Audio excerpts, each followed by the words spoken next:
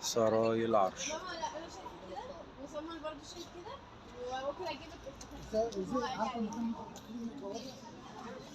سراي العرش، قاعة العرش.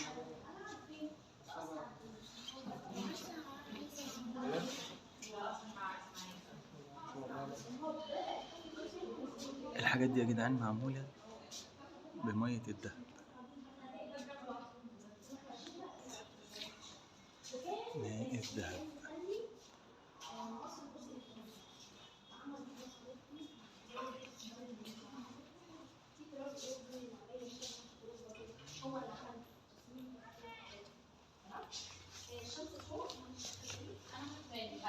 فيها اسهم كتير. فيها اسهم كتير. الاسهم دي كل سهم فيها بيشير لدوله اسقطتها الدوله العثمانيه. كل دوله اسقطتها الدوله العثمانيه بيعبر عنها السهم. الدوله العثمانيه هم حوالي حاجه و40 سنه. كانوا ايه؟ حاجة و40. ما كانش اختيار. يعني هو محمد علي كان اختيار المسلمين. وعمل تطور كتير.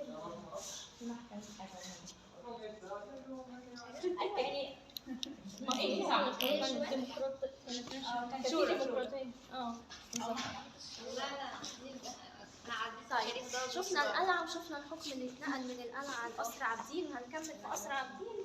لما نوصل ليه أحمد توفيق مين أنت اسمعي؟ أول مرة يسمع معايا القلعة من النيل. الشمس اللي بيقولوا عليها الأسهم والحركات. الوالي محمد سعيد باشا. الوالي محمد سعيد باشا. الأهرامات.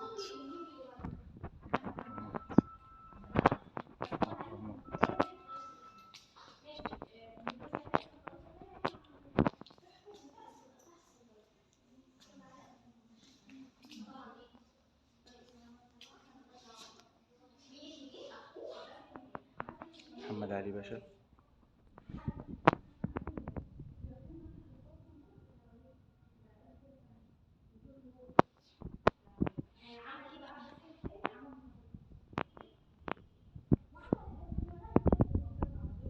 إبراهيم باشا. طبعا عارفين إبراهيم باشا عمل إيه في الحجاز،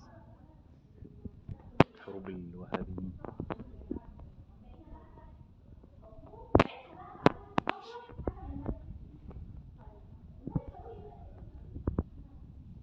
عباس باشا الأول.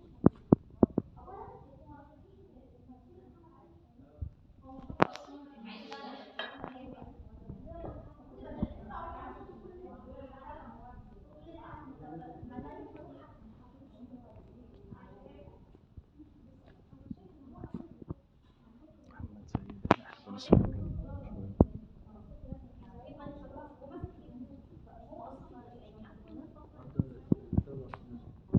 علي وإسماعيل ابن إبراهيم باشا ابن محمد علي باشا.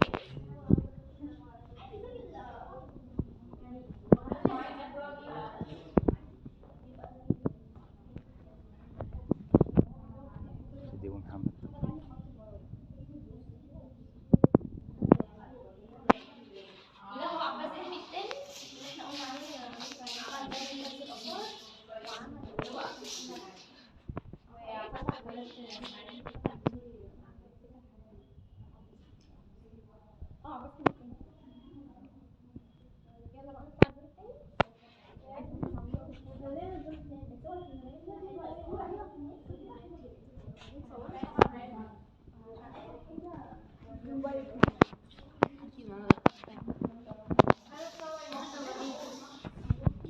مش عارف كنتوا سمعتوا المرشدة وهي بتتكلم ولا لأ، بس هنا يعني ممكن يكون استعراض للأسرة العلوية، ويعني بتقول عن كل قطعة موجودة أصلها إيه وفصلها إيه. حتى الكتابة هنا مرسوم بخط المرايا. محمد علي جاية شمال ويمين كأنها في مراية.